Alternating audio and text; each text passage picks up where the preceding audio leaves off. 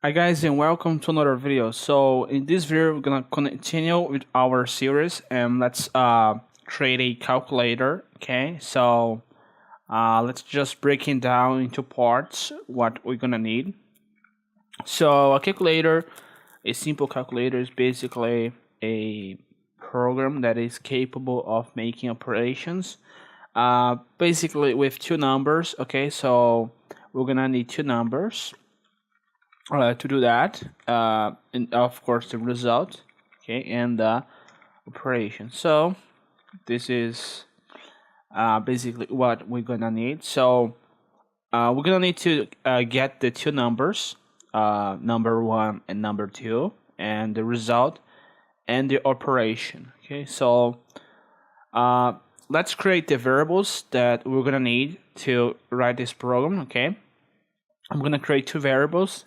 They are gonna be integers. So let's type int number one, comma number two, comma result. So we have this three variables. Okay, number one, number two, and result, which is going to be our result. To the operation, we're gonna use a string. Okay, a string operation. Okay, so now what we're gonna do is to read the these values in the following order. Okay, so first of all, we're gonna read the first number, but first let's just print a message asking the user to type the first number, enter the first number, and let's read number using the number one will be equal int dot parse console dot read line, which will read the number that the person typed and parse into a integer. Okay, keep in mind that if the person types in a string or something like that, the program will probably crash. Okay, after the first number, let's ask for the operation. Okay, enter the operation. Okay, I typed operation equal console dot read line. Good. Let's read number two. Number two will be equal int dot parse console dot read line. So far we have read the two numbers and the operation, and now we are able to do this. So I could do this in two ways. Okay, I could use if, or I could use switch to make the operations. But for the sake of simplicity, I'm gonna use switch because it's more easy. Okay, it is easier. So if you have seen the switch statement, let's use the switch statement in the operation variable. So if I type plus, result will be equal number one plus number two. Let's type break. Okay, if I type minus, result will be equal number one minus number two. Break and case divided, result will be equal number one divided by number two. Break again, and case asterisk, okay, which means multiplication. Result will be equal number one times number two, and break. So also we're gonna need to have a default.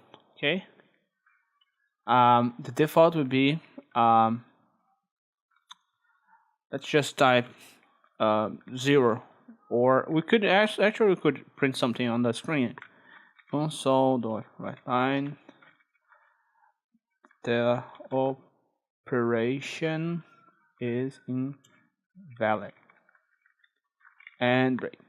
So okay, so now what we're gonna do is basically to print the whole thing, the whole operation on the screen. So let's just type.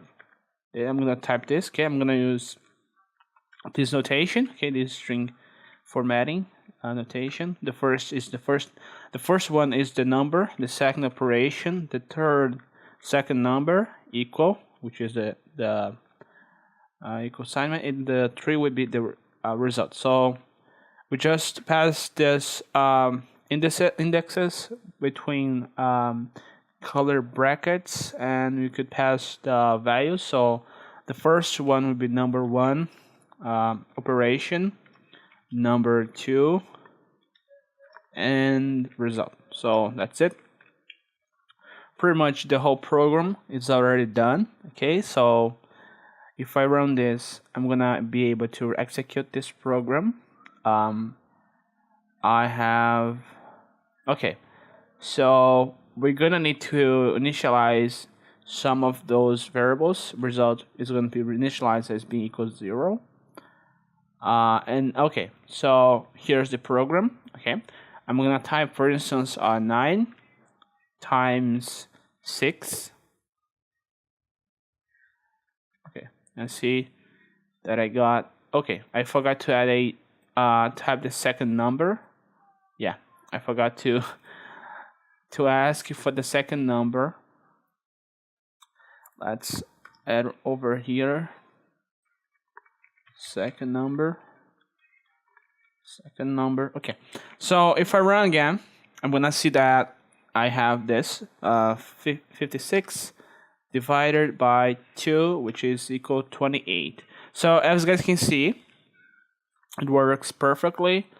Very useful. Okay, you could break it down. 45 plus 63 is equal 108. Okay, guys, so this is the video. I hope you like it, and this video concluded this introduction part of C#.